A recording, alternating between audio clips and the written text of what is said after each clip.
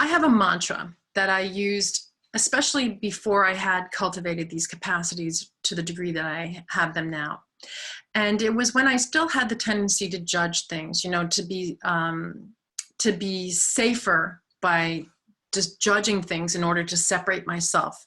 And I was still under the illusion that being separate was safer, and that watch out, because listen to the voice of fear, and that's going to guide you away from fearful things.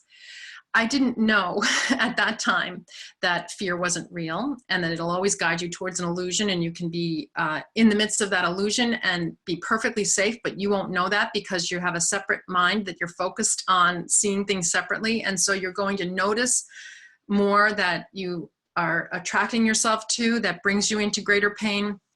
I didn't understand any of that.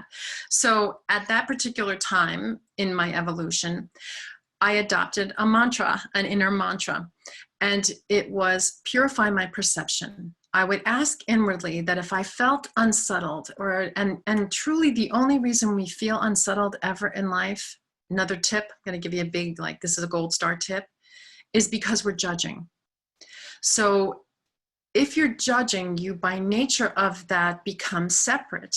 If you are separate from a situation because you're judging it, in order to judge it, you have to see it as separate from you. Otherwise, you know what it is because it's one with you. So if you're judging it and it's separate from you, then by nature of that, that can attack you, or that can hurt you, or that can be great for you. But you're either coveting it and wanting it and desiring it, or you're pushing it away. So judgment makes us separate from things. So when I still had that as a way, a mode of operandum, and thought that I was safer by judging and assessing and then going with what felt safe and away from what didn't feel safe, very hard work to do that, because what do we know? If we don't have psychic tendencies or capacities, we're just kind of looking at things by face value or what we've been taught about whether or not it's safe. And so that exhausting life led me to a place where I couldn't do it anymore. Even though I knew how to be positive, I still could swing in the other direction, and I could easily see myself as fearful and get sucked into that. And so what I wanted to do was address it at the core. And I knew it was important for me to stop resonating with this fearful mode of operandum. I didn't know how. And so I started to look at life, and as I meditated more and more objectively. And as I looked at it more objectively, I would be able to say, okay, well, does that take on this serve me? Or is that really promoting fear in me? And if I couldn't stop myself from resonating with the fearful thought, then my next request to my deeper self, who I could feel by that time, having meditated a lot more, abides in a place of deep repose and peace. So I knew if I closed my eyes and meditated long enough, I'd get to peace. So I knew if I could get a connection with that via meditation, then I could speak with that same voice, that same deep sense of peaceful self, that same abiding soul, by requesting to help me.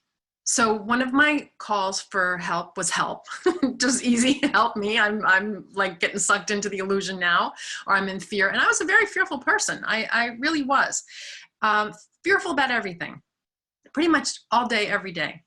And so one of them was help. And I didn't know exactly what that meant, what I was asking help for, but it ultimately evolved to purify my perception. It was very easy, you know, at the tip of my lips. I could remember it in times where it looked like fear was, you know, imminent and nothing else. There was no other option. And I started to say, purify my perception. I want to tell you this is a golden key, because once you start to allow yourself to surrender to a perception that's deeper than what you would have as a natural tendency based on ego or fear, now you've got the big golden key to the door that allows you into miraculous tendencies and psychic abilities. Because all of that, again, abides in the soul, very natural state of being for the soul.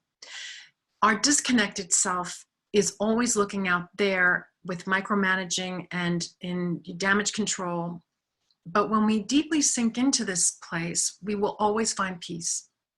So that brings me to the next point. When you're hearing this voice of peace, this voice of the soul, this voice of intuitive and psychic capacity and miraculous tendency, it always feels peaceful. And it always feels very natural, like no big deal. This is who you are. This is the tendency. It never feels sensational, like bells and whistles or the neon lights of the marquee. It always feels very natural and like home. So we might get a hit and it'll look like, wow, I wouldn't have known that was going to happen out there. But it feels so real and it feels so logical and it feels peaceful. So let yourself notice at times in your life where you could even be in the midst of a big, work project or something very challenging within your family or in the middle of traffic even, and you hear a deeper voice. And I call it hear, feel, not just hear. And I'll explain that in a minute, why that happens. You know what you know what you know. This voice of psychic ability and miracle capacity is more of a knowing. The soul abides in a place of perfect equanimity and peace and knowing, capital K, knowing. It, remember, is the part of you that's the ray of the sun. So it's in constant connection with the divine and in constant repose. Everything's fine. You're going to be just fine. It's all good. And it's not saying that from a place of where the ego would say it, to deny or to be separate or distanced from reality. It's saying it from the place of ultimate reality. So it's very reliable and at the same time extremely peaceful.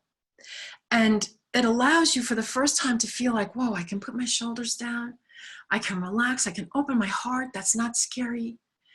And you're allowing yourself to really notice that this voice has the capacity in whatever appears in the outer world to purify your perception, to allow you to go in and see the divine in action. Now that is our birthright as someone who's, moves your arms and moves your legs and can be animated in this world. You must have a soul to be able to do that. That's the animating part of you. And if you have that, this part of you already has all of these capacities and capabilities. We can block them from ever manifesting by letting all of this, the show and the pomp and circumstance of the physicality of us and the mind and the intellect and all of that take perfect, hold on our world. Or we can relax and let this tendency come through.